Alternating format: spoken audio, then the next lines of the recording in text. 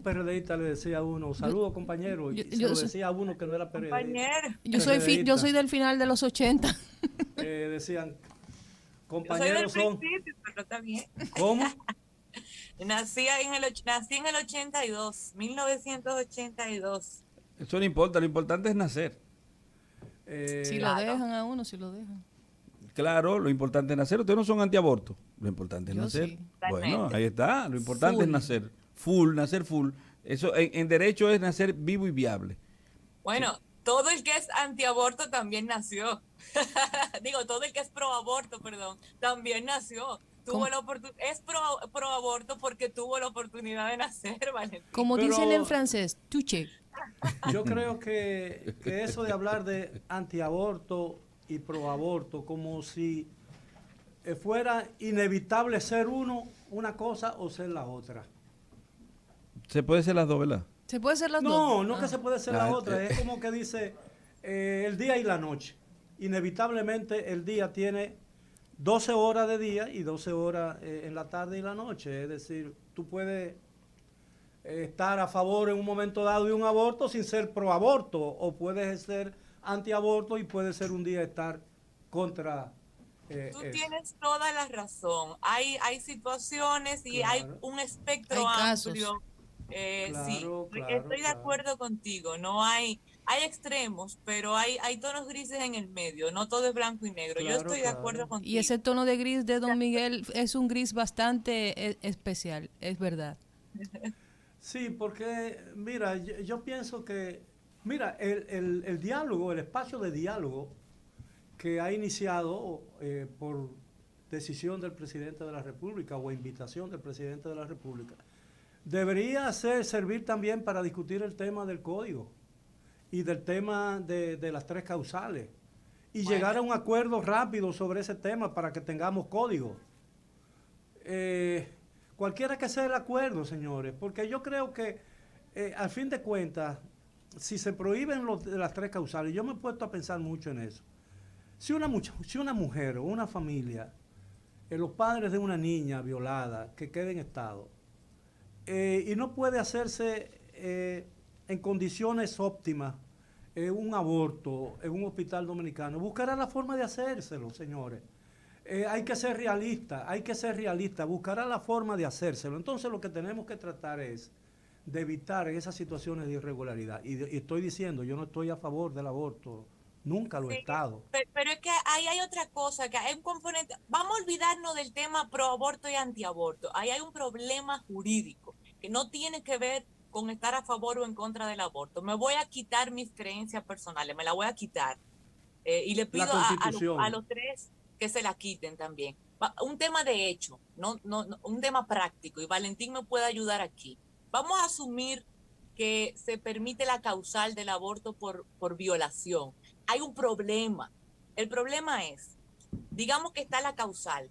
Evidentemente, tiene que probarse que hay una violación y tiene que haber una sentencia. Brillante, tiene que Leila. haber una sentencia, porque no basta con que yo vaya y diga, me violaron, porque yo puedo utilizar ese argumento en cualquier caso. ¡Ay! Me violaron. Pues está bien, aborta. No, basta con eso. Tiene que haber una condena por violación. Valentín, ¿cuánto tiempo toma eso? 4 años aproximadamente para que sea un proceso pues, con cláusula de cierre. El niño tendría 3 años. El niño nació y está en el colegio. Pero entonces hay un tema práctico. Sí, pero hay otro tema práctico, Leila, y yo entiendo eso y no voy a entrar en esa discusión porque yo no soy abogado. Pero ahí cabe la frase que me come el tigre, porque ¿qué pasa cuando una niña de 12 años es violada? O sale en estado por un adulto. ¿Cuál es el problema? Yo creo que también tenemos que darle margen a la decisión individual. Lo que yo quiero decir no es que yo esté a favor de una cosa ni esté en contra de otra. Es que cuando una niña o una familia es objeto de una tragedia de ese tipo, que le violan a una niña y salen en estado y no quieren tener un niño, lo que se llama un niño indeseado, que finalmente va a terminar en un orfanato. Es decir, y deciden, si no se lo permite la ley y no hay hospitales que se lo hagan, no hay médicos, buscarán la forma de abortar a ese niño. No sé quién escuché esta mañana decir. Eso es una realidad. ¿Y quién Mira, impide eso? te digo lo que yo propongo y la iglesia no va a estar de acuerdo con esto. Yo soy católica y yo sé que a la iglesia no le gusta esto, pero no importa, porque yo entiendo también que eso sería fatal que una niña de 12 años dé a luz un bebé, ¿ok? Porque es una niña teniendo un bebé.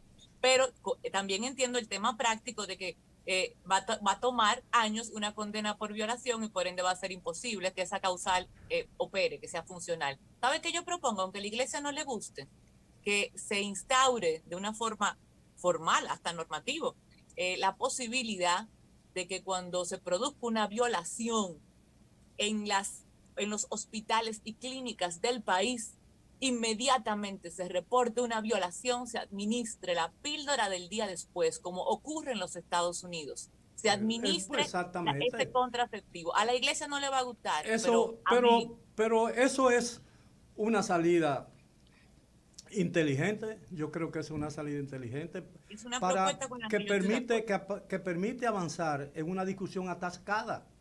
Es Sí. decir, pero además el tema, Leila, el tema del aborto, con 3 causales, 5 causales, sin causales, como sea, no es un tema religioso, no es un tema de la iglesia, es un tema de salud pública. Por eso. Es un tema de salud pública. Que la iglesia no tiene, la iglesia tiene que, yo no le voy a negar el derecho de la iglesia a pensar como piensa, porque yo soy también de formación católica. Pero yo te voy a decir una cosa, esa discusión no puede estar encabezada ni dirigida por sacerdotes, con todo lo bueno pensado, que sean bien pensados que sean los sacerdotes. Los alrededores y los jardines y los patios de los conventos están llenos de cadáveres de bebés de los siglos XVI, XVII, XVIII hasta XIX. ¿Entiendes?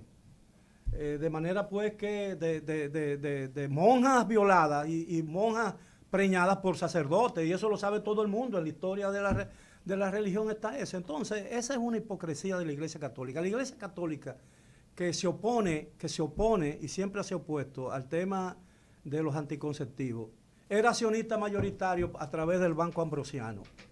Claro. De una de las compañías europeas más grandes de fabricación de anticonceptivos, así que no me vengan a mí con cuentos. Esas píldoras tienen, pregúntale a Olga, que mujer debe saber eso más que ustedes. Esas píldoras tienen la eficacia de un 97%. Sí. ¿Tú sabes la cantidad de embarazos que se podrían evitar producto de violaciones si se administraran? Y tú puedes administrarlo hasta 3 días después de haberse producido Mira, el hecho, ¿verdad? La violación en este caso. cuando mi hija, oye esto, Puede Leila, evitar muchísimo. oye esto, Leila, cuando mi hija se casó y fue a vivir a Cartagena, donde vivió 6 años, se dio un caso de una niña, de una muchacha que tenía como 13 años, que fue violada. Y la familia se enteró de su embarazo el día que ella rompió fuente. Porque la niña asustada lo ocultó, trataba de ocultarlo y usaba ropa que le impedía ver, y la familia trabajando, el papá trabajaba y todo eso. Eso está lleno de historias trágicas, el tema. Yo creo que por eso entiendo y vuelvo al punto de partida de que este espacio de diálogo que ha convocado el presidente de la República y que aparentemente ha sido recibido con tanto entusiasmo o por lo menos con tan buena voluntad por parte de muchos actores que participan en él, debería darle un pequeño lugar a esa discusión para ver si finalmente salimos del tema del Código Penal. Porque yo creo que el Código Penal es algo mucho más importante que el tema de las 3 causales. Que no debería ligarse una discusión con la otra, porque ni tenemos código ni tenemos 3 causales. Y así vamos a estar por el resto de nuestros días si no se llega a un acuerdo rápido o si no el entendimiento no se abre un poco y la gente comienza a tener un poco de razón y a discutir el asunto con un poco más de racionalidad. Sí, es así. Y tantas cosas importantes que hay en ese código, porque la gente ha limitado el código a las 3 causales y le agregaron además el tema de la supuesta discriminación, que yo entiendo que es un problema de interpretación en realidad. Pero hay tantas cosas en ese código, o sea, es tan amplio ese código. Cosas Sí, necesarias. claro, ese código debería ser un objeto de discusión prioritario en ese diálogo que se lleva a cabo. El tema es que si sigue discutiéndose el código, vamos a entrar a otro siglo y va a seguir en discusión. Caramba, yo creo que debe ser el código más discutido y rediscutido, y que se han buscado asesores y expertos, que aquí hay muchísimos expertos, y se socializó con todo el mundo, y aún tenemos, bueno, hoy precisamente luego de que hicieran su pataleo, los diputados finalmente aceptaron irse a una comisión bicameral para nuevamente revisar el código. Ay, sí. Y eso, Olga, tú oye que estamos en el penal, ¿verdad? Sí. Pero lo que tú no sabes es que el civil también está desfasado. O sea que por ahí vendrá eventualmente, bueno, algunos legisladores que hemos entrevistado en este programa lo han dicho, o el último que lo dijo fue Orlandito, Jorge Villegas, Sí. Que el civil también está en agenda para esta próxima legislatura. Revisarlo, porque ese otro código que también es un código importantísimo, el penal y el civil son los dos códigos más importantes, se supone. Tú sabes qué es lo que me preocupa a mí lo único que a mí me preocupa y de este espacio de diálogo, y es que me recuerda la manera en que en una época de Guerra Fría en la República Dominicana, cuando se iba a discutir algún tema entre los sindicatos y los grupos de izquierda con el gobierno dominicano, se planteaban 10 puntos. La recogida de la basura, que cesen los apagones, que agua potable, que se entalvien las calles, que están llenas de baches, que suelten a los presos palestinos de la cárcel de Israel, el retiro de las fuerzas de Estados Unidos de Irak y todo ese tipo de cosas, porque se agregaban puntos para evitar llegar a un acuerdo, ¿entiendes? Yo espero y confío, como ciudadano, no como ninguna otra condición, que este espacio tenga el propósito y la idea central de tratar de avanzar en la discusión de los temas básicos, no frisarnos en la discusión de los temas básicos, como ha sucedido en el pasado, porque además hay demasiada gente participando ahí, y como hay tanta gente participando, entonces los grupos deberían tener un representante, no 15 y 10 y 12, porque todo el mundo quiere. Ocurre lo que dijo ayer Leila, que todo el mundo va ahí para hablar y oírse el mismo, no con la idea de aportar nada a la solución de un problema. Cuando hay tanta gente ahí, todos sabemos que si tú pones a cuatro dominicanos, son simpatizantes de 6 equipos. Sí. Yo recuerdo a alguien que decía que en el sector productivo, por ejemplo, cuando trabajaba en el área, decía, donde hay 2 agricultores, hay 3 asociaciones. Una de ellos 2 y una de cada uno. De ellos. Y son presidentes Para ser presidente, porque a todo el mundo le gusta ser presidente y hablar primero. Presidente de lo que sea, bueno. Es Miguel. Así es, un día me dijo Salomón. Hasta del condominio de residencial. Un día me dijo Salomón San, que tenía mucho sentido del humor, que en paz descanse Salomón San. Decía, mira Miguel, ninguna presidencia se rechaza. Ninguna presidencia, todas son buenas. Presidente de asuntos sin importancia. Si no, pregúntale a Surún. ¡Ay, concho! Lo digo. ¡Ay! Surún que oye este programa todos los días, don Miguel. No, pero él sabe que nosotros lo estimamos. Que él oye el programa, sí, pero él 70 sabe, veces, 70% y el otro 30% está aquí. Sí, porque es el único sitio que lo invitan ya. Ahora, miren, yo estoy preocupada. Valentín está muy callado. No. Está jugando Candy Crush ahí. Sí. Porque como no viene hoy Israel, él quiere la última media hora para él. Ni Surún. No. Lo que pasa es que yo estoy tratando de evitar hablar de ese conflicto bélico que se está produciendo a instancia del presidente de la República. ¿Cómo que se llama? El diálogo, al diablo. Sí, yo estoy tratando de no hablar de esa cosa, porque fíjate algo, una de las grandes críticas que se le hace al expresidente Danilo Medina fue el hecho de que él modificó una sola vez la Constitución. Una sola vez, en 8 años. Este presidente tiene 1 año y ya quiere reformar la Constitución, para lo que le dé su gana. A mí no me importa, oye, la causal, la motivación, poco me importa. Lo cierto es que tú puedes decir, pero es candado que tú le quieres poner a la Constitución, pero Danilo le puso candado porque fue una sola cosa que Danilo modificó. el artículo 224. Ahora, 124. una constitución no es una puerta para uno ponerle candado. No es una puerta para uno ponerle candado, ni tampoco para uno hacer lo que le dé su santa voluntad. ¿Usted cree que la Constitución debe ser inmodificable? Pues no la modifique.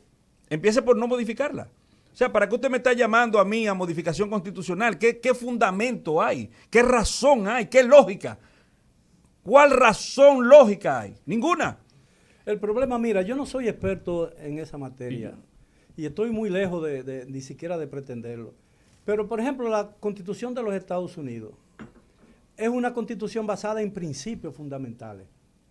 Aquí se intenta, a través de la Constitución, prever situaciones que solo el futuro podrá prever. Claro. ¿Entiendes? Entonces, por eso es que, bueno, le dio una puñalada en el tercer espacio intercostal izquierdo. Bueno, no hay una ley que diga que darle una puñalada en el tercer espacio intercostal izquierdo a una persona es un delito. No, hay que decir que la puñalada en sí es golpe y herida voluntario y que por vía de consecuencia 309 del Código Penal conlleva una infracción, determina o define una infracción y conlleva una punición, conlleva una sanción penal que es privativa de libertad. Ahora bien, yo no quiero hablar mucho del tema porque el tema me enoja, porque veo mucha hipocresía. Y a mí me molesta la hipocresía. A mí me duele ver gente inteligente ponderando cosas que ellos saben en su fuero más internos, en su psiquis más interna, que no es verdad lo que están defendiendo, que es mentira, que es falso. Decirme, como yo decía ayer, ok, la gente se quejó de Leonel Fernández cuando se autodefinió el guachimán de la Constitución. Ustedes recuerdan eso, ¿verdad que sí? El guachimán de la Constitución, y le cayeron encima. Con razón o sin razón le cayeron encima, perfecto, pero porque en ese momento Leonel Fernández estaba fuera del poder. A la gente que está en las mieles del poder, todo se le aplaude. Todo lo que se haga está bien.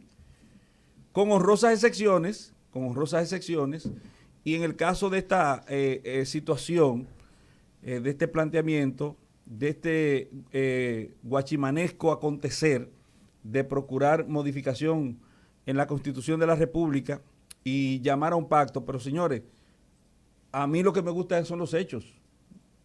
Los hechos son lo que definen al ser humano.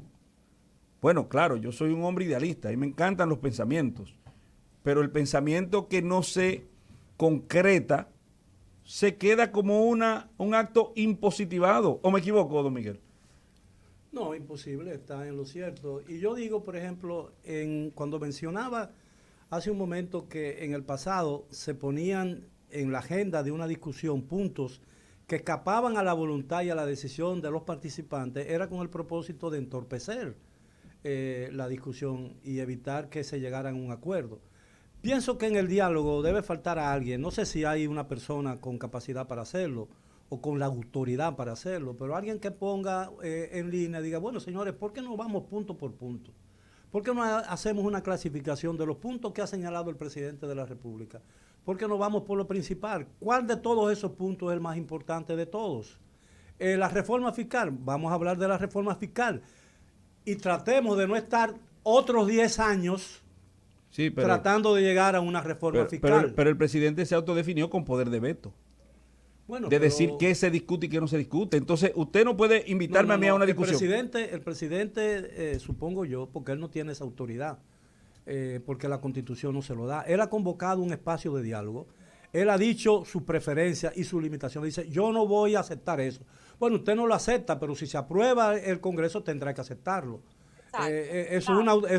Ahora, si seguimos con la docilidad en el Congreso, porque la aprobación cada 45 días de un nuevo estado de emergencia demuestra sin ningún tipo de discusión real y sin ningún tipo de argumentación para poder justificarla, se demuestra que tenemos hoy un Congreso tan dócil o más dócil que el más dócil de lo que tuvimos anteriormente. Por eso es que yo hablo de hechos. Por ejemplo, Olga, estamos en contra de los préstamos, 4,000 millones de pesos en préstamos. No, de dólares. De dólares, perdón. 4,000 millones de dólares en préstamos. Estamos en contra de los préstamos. Estamos en contra de los barrilitos. No, ¿quién 500,000 pesos no, ¿quién te en dijo bono. que 4,000 millones? Son como 7,000 millones. Bueno, pero no importa. Póngale 200 pesos, porque estábamos en contra. 200 pesos es demasiado. Estamos en contra del barrilito, 500,000 pesos a cada legislador para el bono de las madres, ¿verdad que sí? Y estamos en contra. Estamos en contra de estar en contra.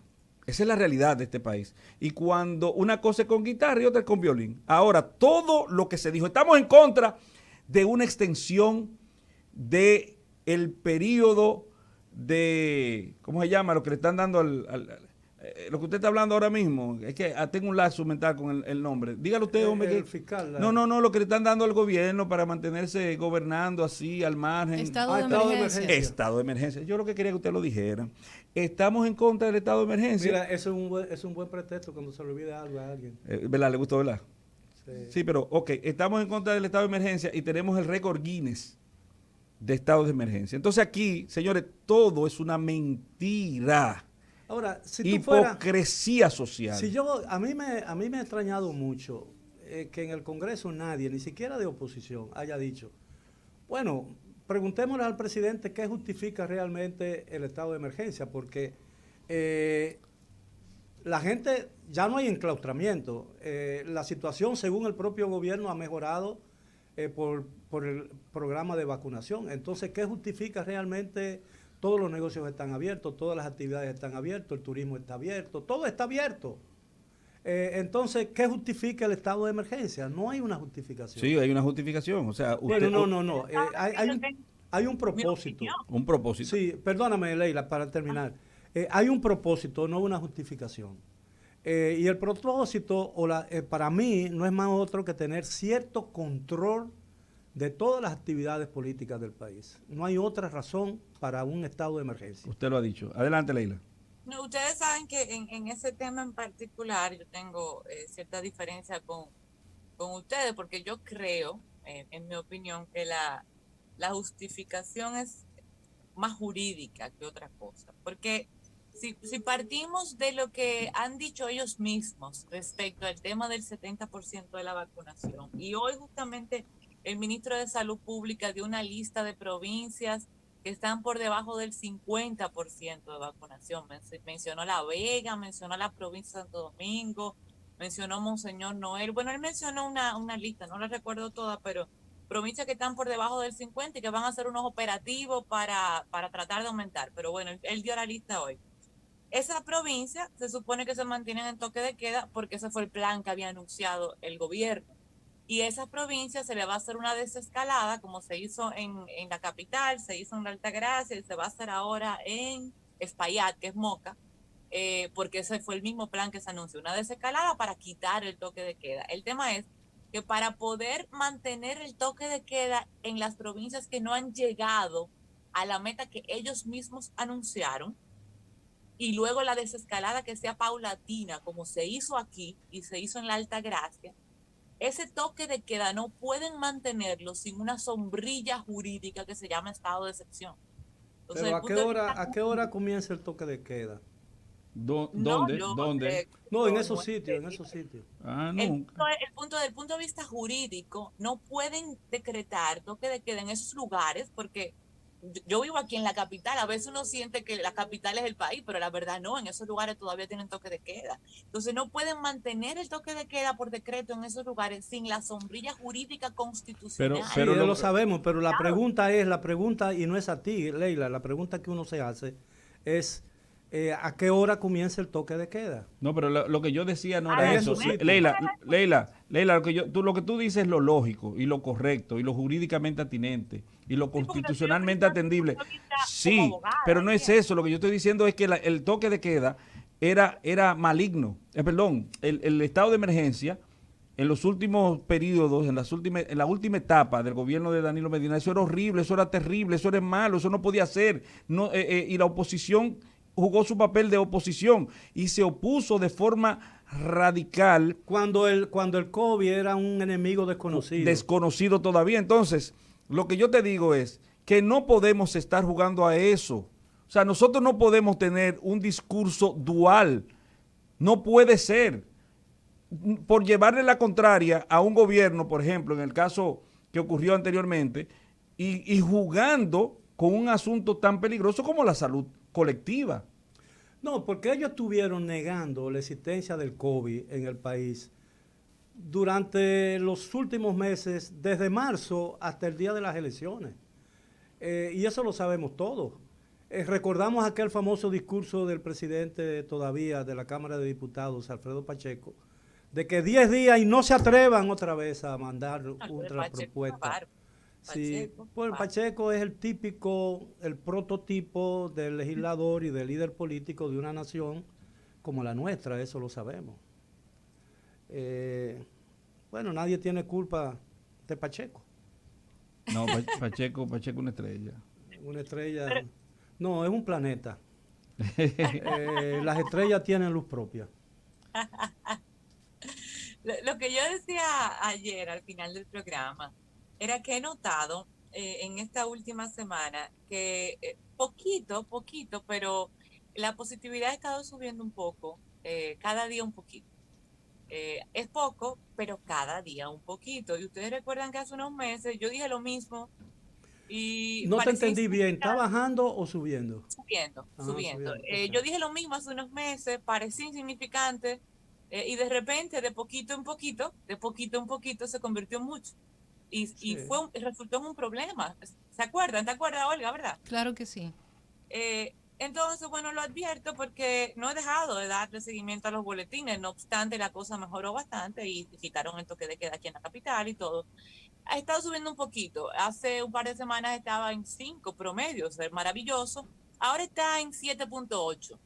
Entonces, como verán, sigue siendo muy bueno porque está por debajo de 10, pero está subiendo, ¿verdad? Eso preocupa, hay que darle seguimiento y lo digo porque en paralelo le está dando seguimiento al tema de cómo va en el resto del mundo lo de la tercera dosis, para ver si la gente debería seguir o no con su escepticismo respecto a la tercera dosis. Tú tienes Que 3, yo, ¿verdad, Leila? Tú tienes 3 ¿Perdón? ya. Tienes 3 ya. Sí. Yo Okay. nunca he tenido, ustedes saben, el escepticismo porque yo siempre lo promoví desde antes de que el país lo decidiera. Ustedes se acuerdan, ustedes son los principales testigos porque son mis compañeros, de que yo hablaba de eso y del mix and match antes de que fuera oficial aquí. Ustedes lo saben. Deberían pagarte por eso. Oye, pero oficialmente se decidió después y la gente tenía su escepticismo y yo lo entiendo. Ahora la situación en el mundo es diferente. Ahora ya, aunque fuimos los primeros, ahora ya hay 10 países que lo decidieron de manera oficial para la población general, o sea, para todo el mundo, en cada uno de esos 10 países. El último fue Israel, que lo decidió hace 2 días, el domingo. ¿Quién? Israel. Ay, me asustaste. Yo pensé que era que tú estabas hablando del muchacho que viene aquí los viernes. Oye, está Chile y Uruguay, que son países que le ha ido bien también con el tema del COVID, el manejo del COVID. Francia, Alemania, Reino Unido, ahora Israel, Emiratos Árabes, Rusia, o sea, países que en general le ha ido bien con el manejo del COVID y la vacunación. Y hay otro grupo de países, incluyendo Estados Unidos, que lo han decidido primero para una población sensible, gente inmunocomprometida, gente de más de 60 años, para más adelante hacerlo para la población general. Significa que cada vez más países, porque han salido algunos estudios, están optando por la tercera dosis, porque se han dado cuenta que la efectividad de las vacunas va bajando con el paso de los meses, porque han salido ya estudios que lo dicen. Entonces, a partir de eso y de que la positividad está subiendo poquito a poquito, entonces yo no sé, yo a título personal les recomiendo a la gente que el que se pueda poner la tercera y se sienta más tranquilo con esa información, porque se la ponga y que se sigan cuidando, que el COVID no se ha ido, y tengan cuenta, porque uno siente como ya no hay toque de queda y no hay nada, como que todo está bien, Uno mira en la calle, sale a cualquier sitio, ya la gente no está usando mascarilla y todo parece que está bien. Y queremos que siga bien. Eso es lo que queremos, que siga bien. Entonces, para que siga bien, vamos a hacer nuestra parte, la de nosotros, la de los ciudadanos. Olvidémonos de autoridades, de esto, que lo otro. Vamos a hacer la parte que nos toca a nosotros para que siga bien. Mira, Eso me quería decir. sí, no, yo lo sé, y yo estoy de acuerdo contigo, y yo creo que todos compartimos esa preocupación tuya. Ahora, el gobierno también tiene que ser más transparente en lo que tiene que ver con el programa de vacunación. Por ejemplo, en el aire hay una pregunta que nadie la ha aterrizado porque no ha encontrado respuesta, ¿no? O quizás no ha encontrado respuesta porque nadie la ha aterrizado, es decir, nadie la ha formulado oficialmente. Pero hay gente que dice que el empeño del gobierno dominicano en una tercera dosis se basa en dos cosas. Primero, que compraron más vacunas de lo que realmente se necesitaba. No ha dicho cuánto costaron esas vacunas. Yo creo que en medio de una época o en un gobierno de transparencia esas cosas deben quedar claras, porque eso no lo aportó ni Macarrulla, ese dinero, ni el CONEP, ni el propio presidente de la República, sino se hizo con fondos del presupuesto de la República. Y lo tercero es que aparentemente, según se dice, yo espero que no sea cierto, que esas vacunas, especialmente la de Pfizer, tiene fecha de expiración. Y que por eso es el empeño del gobierno dominicano en una tercera dosis, a pesar de las objeciones que inicialmente le presentó la Oficina Panamericana de la Salud con relación a esa fase del programa de vacunación, que dicho sea de pasada, hay que reconocer que en eso el gobierno ha sido muy exitoso. Y a pesar de que no ha cumplido, no ha llenado las metas que él mismo se trazó, ya hay cerca de 4,5 millones de dominicanos que tienen las 2 dosis. De manera pues que tomando en cuenta lo que las cifras o las estadísticas que se manejan en otros países, yo creo que este país está liderando, por lo menos en nuestra subregión, ese programa y la lucha contra el COVID. Y yo creo que en eso todo el mundo apoya al gobierno dominicano, independientemente, incluso la muestra más grande de eso y más ferviente de eso es el hecho, la posición que ha asumido el Partido de la Liberación Dominicana, que fue una víctima de la incredulidad del PRM en época de campaña, porque siempre negaron que ese COVID existiera. Y el argumento, cada vez que pedían un estado de emergencia, un nuevo ciclo de estado de emergencia, el alegato para rechazárselo, como lo pedía el gobierno, era que se utilizaba no para enfrentarle el COVID, sino para permitir que el candidato oficial del gobierno pudiera hacer campaña en horas de la noche. Pero las posiciones del PLD, usted tiene que tomarlas con... tiene que apreciarla de forma diferente, con la especialidad que tiene esas posiciones, porque el PLD está trabajando en modo asustado, en modo miedo. Así que... Bueno, está bien, pero yo creo que es una posición correcta la que ha tomado, porque no se puede poner a obstruir las intenciones del gobierno. Yo creo que ese sería un error fatal. ¿Cuáles intenciones del gobierno? Las Bueno, que son buenas son buenas. Bueno, pero las que sea, por eso mismo. No, las que son buenas sí, las que no son buenas no. Sí, pero, ¿qué vara hay para medir que una intención sea buena o una intención sea mala, sino los resultados? Yo estoy de acuerdo con usted, yo hablé de resultados, pero hay un problema. Cuando usted se le advierte suficientemente, sobre todo desde el punto de vista técnico, digamos, por ejemplo, usted va a hacer una inversión de capital.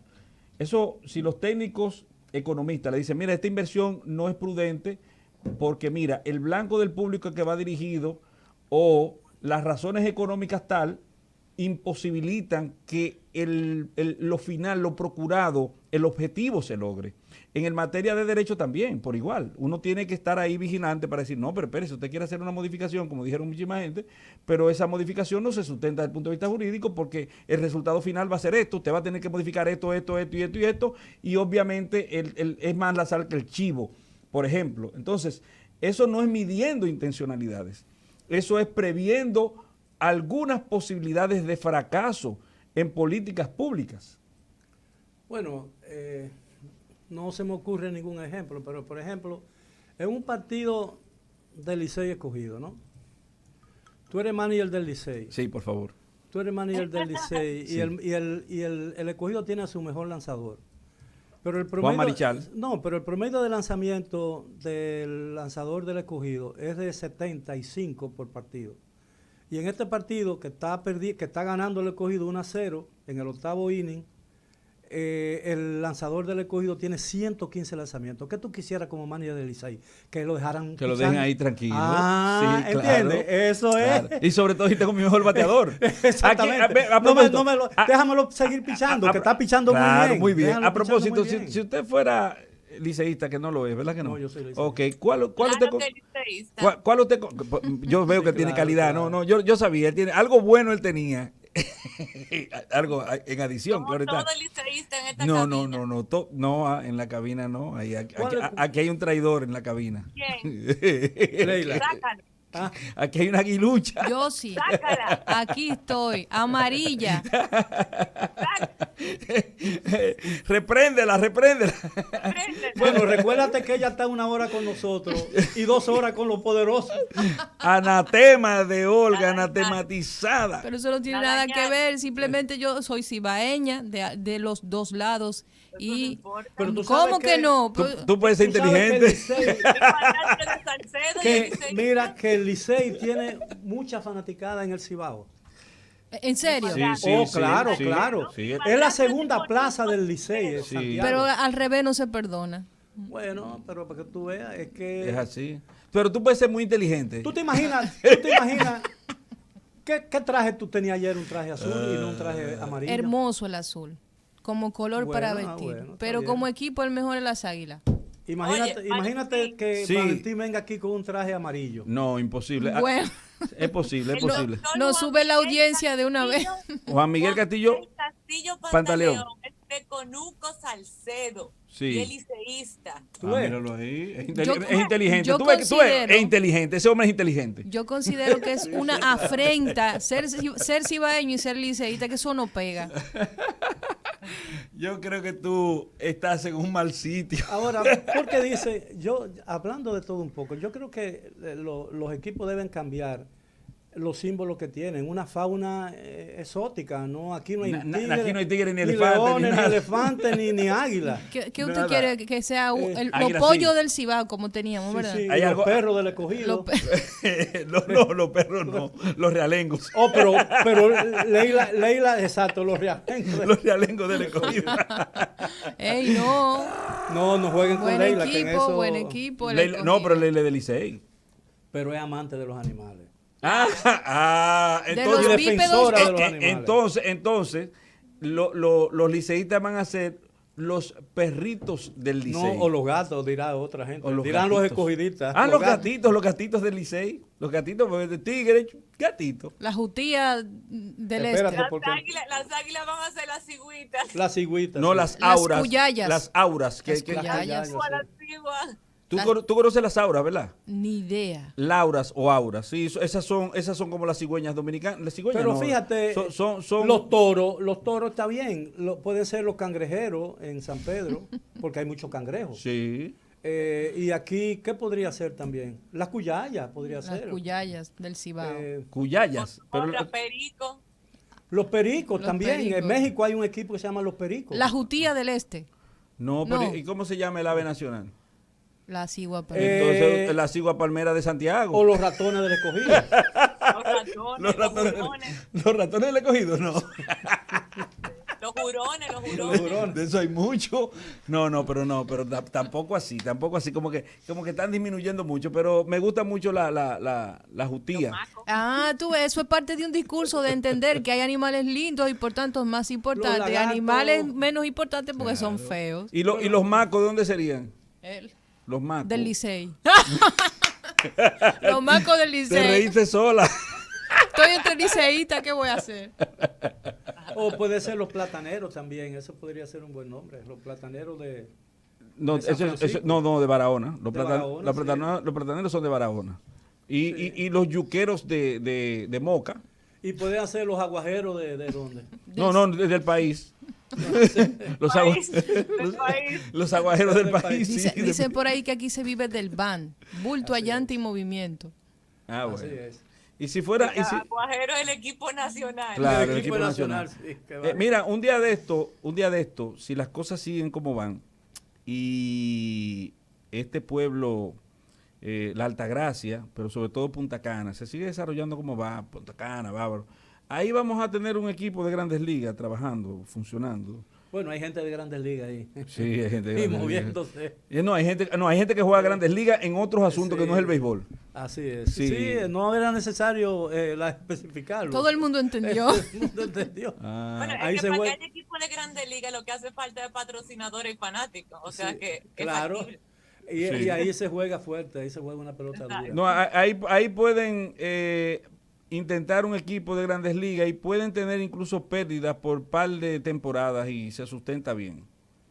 O sea que hay el confort económico para poder sustentar, solventar una franquicia de Punta Cana. ¿Cómo usted le llamaría, Leila, a ese equipo de Punta Cana, por ejemplo? Tiene que ser un nombre en inglés, un nombre poppy. No, Un hombre... po- los playeros. Los popis. Bueno, Los no, peces, no, porque ese es playeros. ese es el gobierno. Los playeros, los Tú peces. no le puedes quitar el nombre al gobierno de los popis. O los pilotos de... Ah, bueno, sí, los pilotos. Oh, Sí. mire qué bien, los pilotos, porque básicamente aviones, o los turistas, De los que vuelan, de los que vuelan. No, o los turistas de Punta Cana, que de hecho van a ser turistas dentro de los Estados Unidos, porque en Estados Unidos Bueno, no son déjame decirte locales. una cosa, lo de los que vuelan no estaría mal porque ahí hay ese es un espacio Usted ¿Qué entendió. pasó? para volar ahí. ¿Qué pasó? Usted entendió. Mabusai? Estamos hablando de aeropuertos, ¿no? Y- Ah, sí, 1.5. y- Bueno, 3.5. Y hemos tratado de metaforizar vulgaridades, así que eso es difícil. Te fuiste muy profunda, Leila. La gente ahora va a tener que buscar metáforas y después vulgaridad. Pero sin relajo, técnicamente en realidad donde falta un equipo, y en algún momento yo sé que el anterior ministro de Deportes lo estaba planeando, lo pensó, donde falta es en el sur.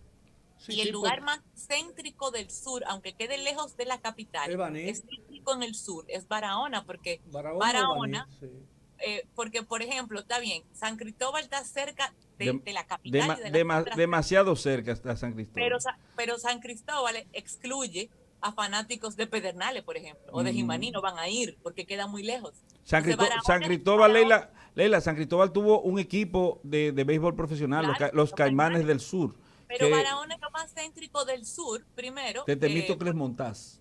Y Barahona Mira. es el único lugar que tiene un play. Tiene un play. Digo, Creo que perdón, es en Jardín, perdón, aclaro, Temístocles Montaz no, aunque es de San Cristóbal, de Temístocles Mets. Bueno, Temístocles Temo Mets Mets. era un cronista deportivo. Déjame decirte una cosa. Y uno de los Yo funcionarios. trabajaba en el Central Romana, en Gulf and Western America Corporation, en la época en que se discutió aquí la expansión del béisbol. Y yo jugué un papel, bueno, no voy a decir determinante, pero yo participé en todas las negociaciones que se hicieron para conseguir la expansión, que se hizo durante el gobierno de Jorge Blanco, que se oponía el gobierno, especialmente los dueños de las Águilas Ibaeñas, a esa expansión, y los de Leones del Escogido, porque entendían que la economía del país no era lo suficientemente amplia como para absorber 6 equipos.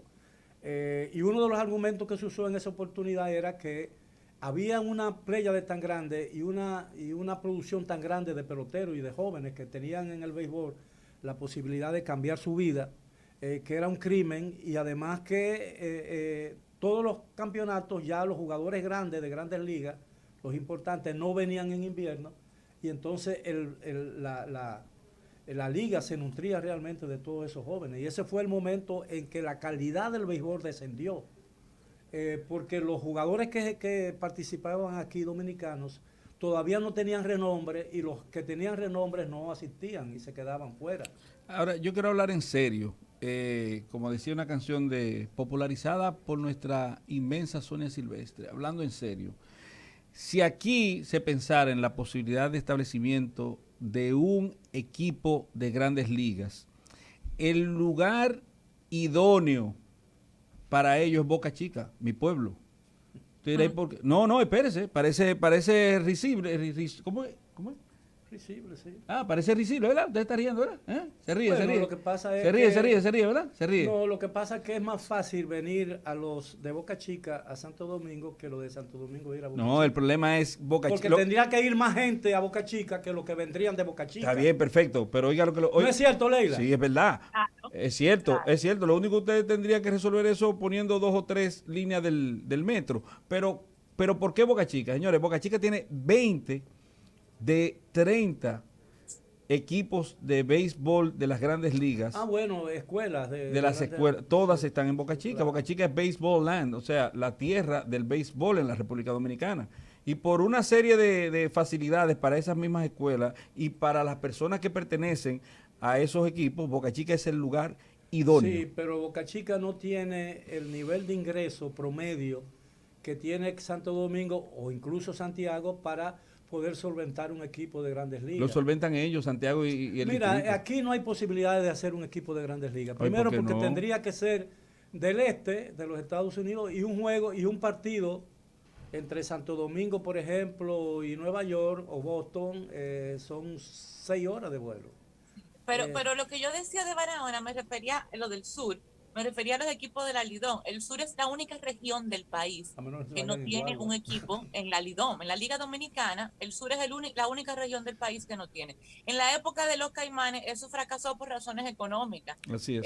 Y ahora todavía se mantiene el mismo argumento de la capacidad de compra de taquilla. La capacidad de compra es muy baja en esa zona y todavía hay poco interés de patrocinadores de la zona. Ahora quizás más adelante con el desarrollo de la región, eso pueda mejorar. Entonces lo que había pensado la administración pasada era la posibilidad de hacer una especie de piloto como con una liga regional del sur para ir probando la fanaticada de pelota de la región. Una liga de verano.